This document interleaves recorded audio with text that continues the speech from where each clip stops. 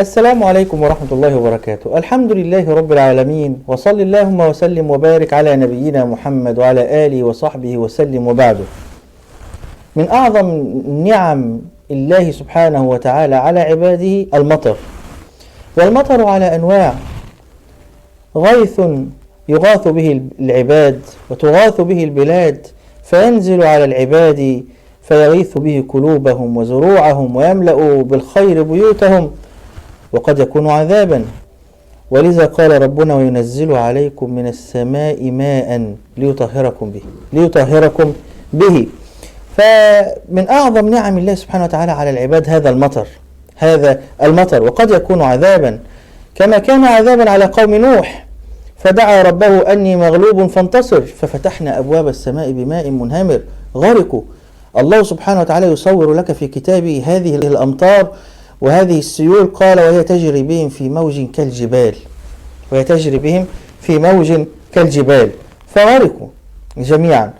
وكان عذابا على قوم عاد لما قالوا لهود: ليهلكنا ربنا، وإذا بهم منعوا القطر من السماء زمانا، فلما رأوا الغيم في السماء استبشروا وفرحوا. والكل فرح، فكان فيه عذابهم وما استعجلتم به ريح فيها عذاب أليم تدمر كل شيء بأمر ربها فأصبحوا لا يرى إلا مساكنهم. وأما شعيب فكان قومه يقولون له: يا شعيب، ما لك ولأموالنا، ما لك ولتجاراتنا، ما للشرع وللربا وللاقتصاد ولغير ذلك؟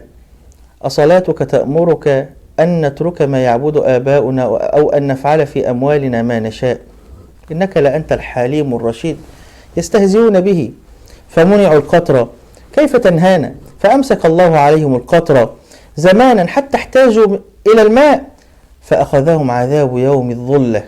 أتت إليهم سحابة سوداء مقبلة إليهم، الكل فرح، بل أخذوا آنيتهم ليملأوا فيها الماء، وإذا بالله سبحانه وتعالى ينزل عليهم عذابا، فإذا بها سحابة فيها عذاب شديد. أمطر الله عليهم حجارة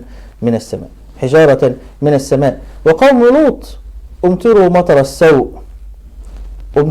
السوء، أتاهم مطر وسحاب فيه حمرة كالدم، وأنزل الله عليهم مطر فيه حمرة، فأفسد الله عليهم زروعهم ومواشيهم وكل شيء.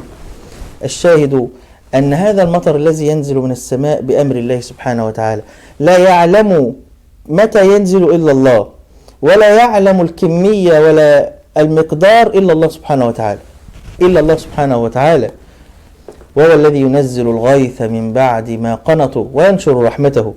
قال تعالى: وأنزلنا من السماء ماء مباركا وما ننزله إلا بقدر معلوم.